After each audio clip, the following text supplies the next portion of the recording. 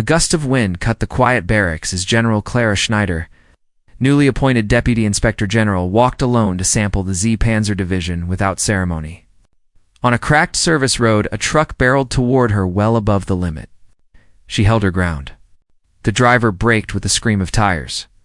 From the window, LTKL, Peter Bowman, the division's G3 staff officer, hurled slurs and ordered the young driver to run her over. Schneider's voice stayed flat and cold, out of the vehicle, when he sneered. She used a direct line to summon the chief of staff to the spot in 10 minutes. Colonel Lars Fischer arrived to a roadside reckoning, speeding, abuse of a subordinate, and an attempt to weaponize a military vehicle. Schneider suspended Bowman on the spot and placed the shaken driver. Private Kevin Muller, under protection with counseling, at headquarters Muller, trembling, confirmed that Bowman had struck him, forced him to speed, and screamed misogynist insults at the unknown woman. Realizing who she was, he expected ruin. Fischer promised protection. For Schneider, the incident was a symptom, not an accident. She announced a special inspection, no taboos. Zero tolerance for abuse, and opened an anonymous hotline. Brigadier General Hans Richter led the team. Evidence surfaced fast. Private use of service vehicles, fuel theft, bullying, night shift punishments, scapegoating. Past complaints had been softened into warnings. Schneider pushed deeper. Who had promoted and protected Bowman? The team traced an inner circle that traded favors and muffled discipline. Cornered, Bowman tried to cash in favors. The network evaporated at Schneider's name. He flipped tactics. If he fell, others would fall. He listed misconduct by seniors, with places and dates. The probe widened to the entire leadership. Whispers turned to testimony. Captain Anja Schmidt, a respected officer, reported that Bowman had publicly harassed and cornered her at a divisional celebration while others looked away. Schneider listened, promised protection, and vowed to hold enablers to account. Schmidt's courage opened the floodgates. Sergeant Julia Becker described late-night coercion tied to her promotion and an attempted assault behind a locked door. A clerk confirmed seeing her flee in tears and later returned, at a hair clip she had dropped. With witnesses and paper trails aligned, Schneider confronted Bowman. His bravado collapsed into pleading. She said forgiveness, if any, belonged to the victims, and ordered him handed to the prosecutor. She also directed the team to chart every prior cover-up and prepare a public dossier shielding victims' identities, shaken by his own blind spots. Division Commander Major General Christian Weber chose duty over self-preservation. He pledged full cooperation, asked to correct wrongdoing himself, and said he would request discharge once the inspection concluded. A disciplinary board convened. Evidence and testimony left little doubt.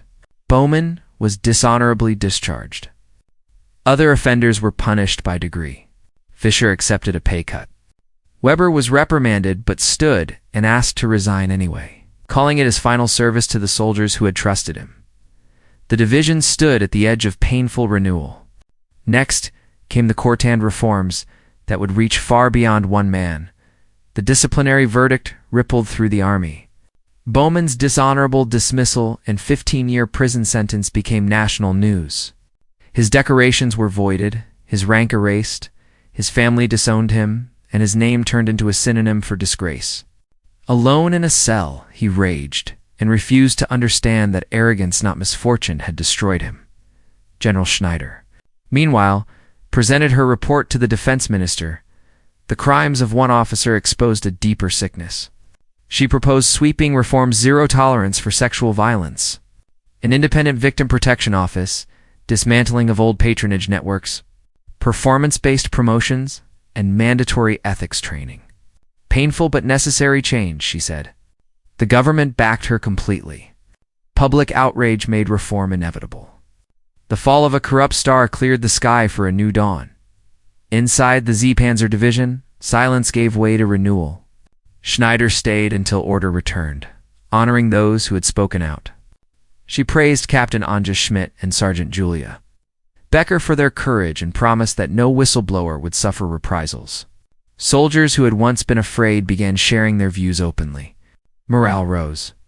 She organized a modest farewell for outgoing Commander Christian Weber, calling his resignation an act of honor. His willingness to bear responsibility became a lesson in leadership. Then, on the parade ground, Schneider addressed every officer and soldier. Honor, she said, is not rank or power, but loyalty, respect, and conscience. An army that ignores the pain of its own cannot be strong. Her simple words struck deeper than any order. Before departing, she met Private Kevin Muller, the nervous driver whose small act of honesty had begun it all into Captain Schmidt, now confident and steady. She thanked them both. Your courage changed everything. They saluted her through tears as she left the base. In the months that followed, the division rebuilt under a new commander known for integrity. Colonel Fisher, repentant, created a department to address soldiers' welfare, especially women's issues. Captain Schmidt became the first woman to command a frontline company, earning the respect of her troops.